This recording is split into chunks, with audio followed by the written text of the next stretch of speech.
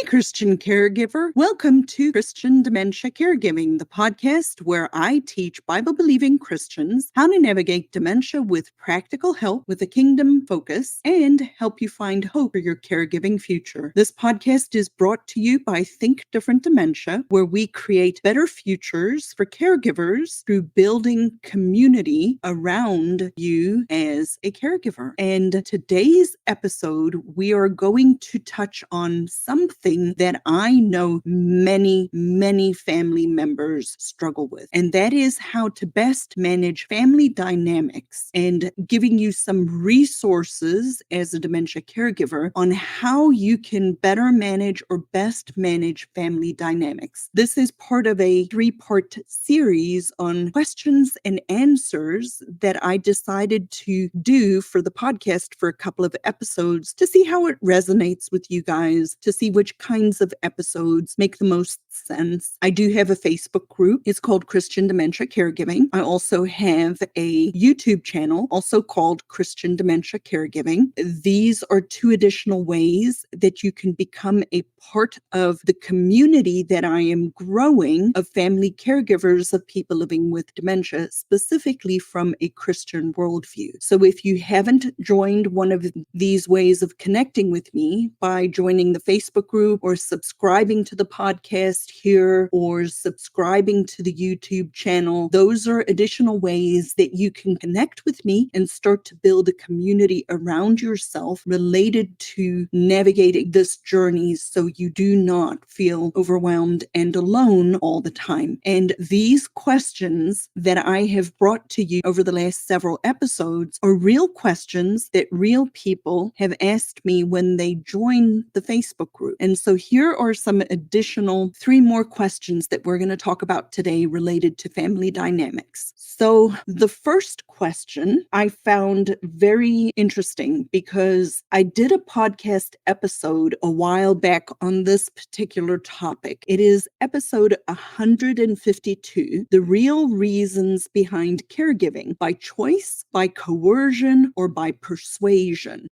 Are you feeling stressed as a Christian dementia caregiver? Let me help. I offer a monthly dementia care audit to one listener of this program to provide you with personalized but evidence-based strategies from a biblical perspective. We only have 1 session available each month. Don't miss this opportunity to make your dementia caregiving journey easier. Schedule your own dementia care audit today. And the question that I was asked is, how do I deal with resentment when I feel coerced into caregiving and my mother believes that she is independent? And I know that is a very tough situation. And yes, some caregivers feel coerced. They feel like they do not have another option. But what I would love to challenge you with, or what I would love for you to start to think through, is how do you change your thinking about your caregiving journeys so that you do not feel coerced? Because if you do feel coerced to do anything, you are obviously always going to resent that particular journey. So dealing with resentment comes secondary, and we have to deal with the primary problem, which is your feeling like you're coerced into caregiving. And without actually being able to have a conversation with this particular person, it's a little harder to answer this particular question, because if her mother really does have dementia, even if she believes that she's independent, at some point or another, she is not going to be able to live alone because of a diagnosis of dementia. So the way I'm going to answer this question is not perfect, because a lot of factors can play into this. But if you really, as a family caregiver, feel coerced into caregiving, I believe it is in your best interest, as well as the person who you are caring for, because the longer I'm walking down this journey as a dementia coach, the more I'm recognizing that the reality of the matter is that the relationship that we're in, related to the person that we are caring for and with, that sets the stage a lot for the result that we get. So So as long as this person is feeling coerced into being a caregiver, resentment is naturally going to follow. And the reality is then we need to step back from that situation and say to ourselves, I feel coerced, which means I'm likely never going to be the right person to actually provide the hands-on caregiving. And if my mother lives long enough, she will require 24-hour care and supervision. So how are we going to fix that problem and make it so that she receives the care that she will need without me being the primary person taking care of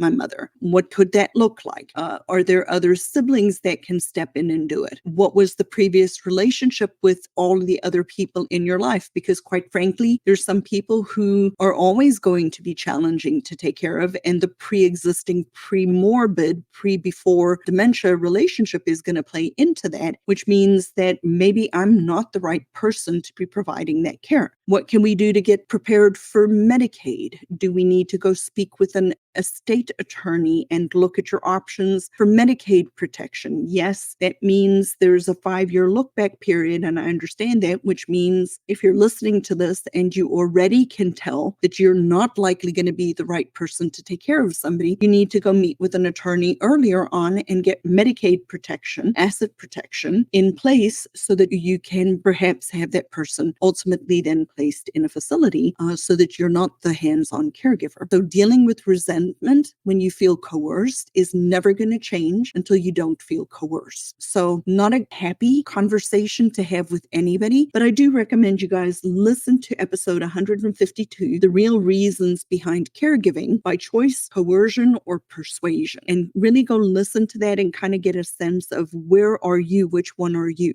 as a caregiver. A second question that came up is, why do some family members refuse to help care for a loved one with dementia? So this is another topic that's not going to be super popular. So this is also not going to necessarily be a popular conversation for a lot of people. The question, why do some family members refuse to help care for a loved one with dementia, goes hand in hand with the fact that caregiving is actually a choice, and we get to choose whether or not we are going to be a caregiver. And just as much as I have a choice to be a caregiver, so do my family members. And that can be for a variety of different reasons. Some people truly cannot see that there is something wrong with that person, whether it's because they are just being an ostrich and sticking their head in the sand, or they cannot deal with consequences of recognizing what's going on, or whatever the situation is, that they are not willing to see that there's a problem. But that person, that family member, does have a choice. And I want to present to you as a family caregiver, you do have a choice too, to be a caregiver or not. And I want people to hear me very clearly. I'm not saying abandon the person who is living with dementia, because I do believe it is our obligation to care of our family members. That is a Christian belief. That is a foundation of our faith, that we are supposed to care for widows and orphans. But that doesn't necessarily mean that we are the physical person providing the care. I believe there are situations when we shouldn't be the physical person providing the care. But what it does mean is, if we choose not to be that as a person, that we have a plan in place to ensure that the person who is requiring care has the right care in place, whether that be a memory care, a skilled nursing facility, an assisted living facility, an additional care,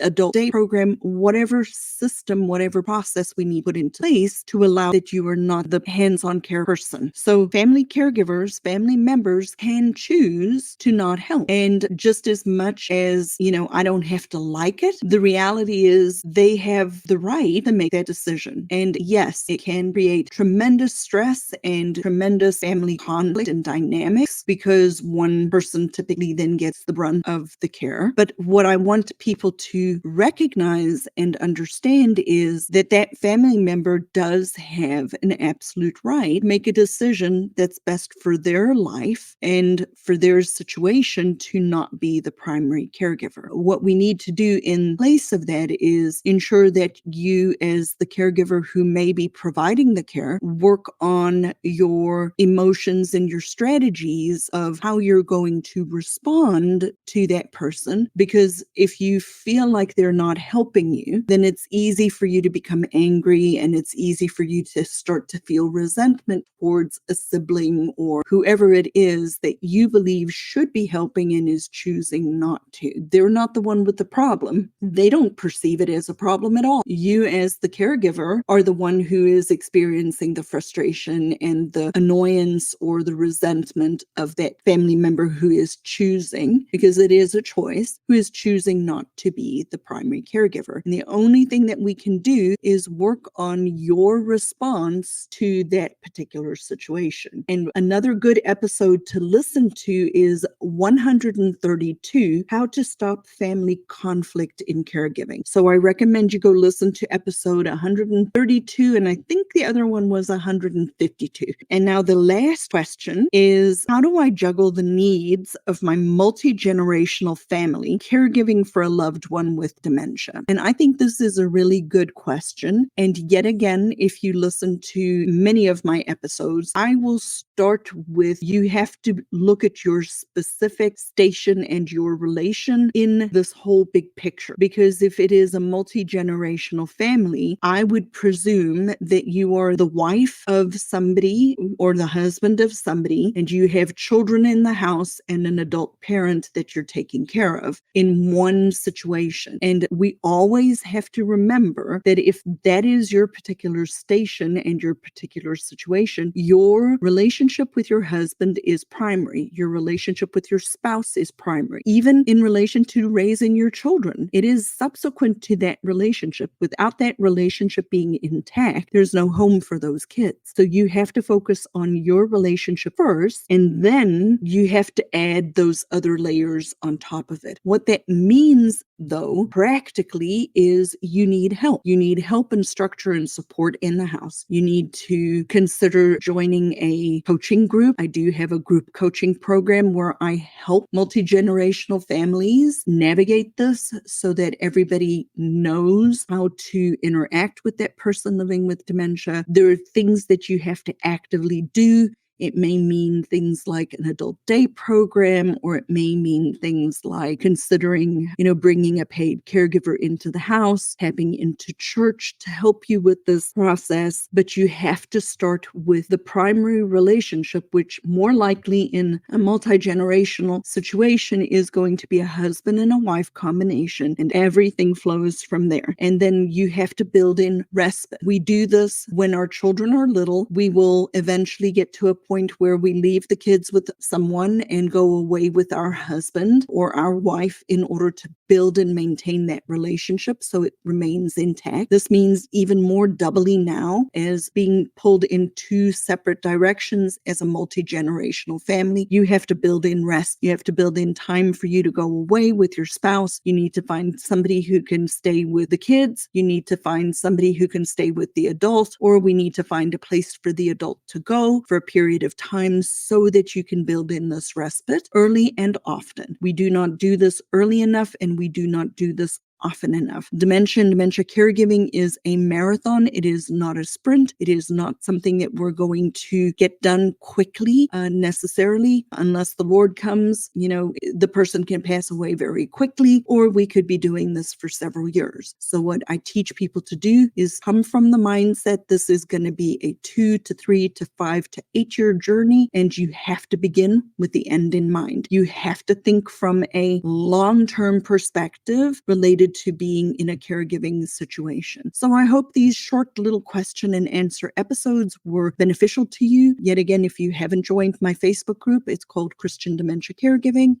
You can subscribe to the YouTube channel, which is also Christian Dementia Caregiving. Subscribe to the podcast. And please, if you're really struggling and you need some help, message me on Instagram or on Facebook, the word audit, and set up a 20-minute conversation where I will coach you through whatever struggle you have right now and set you on the right path so that you have a place to go and so that you don't just feel like you're treading water. Like I end all of my broadcasts, may the Lord bless you and keep you, and I will see you in the next episode.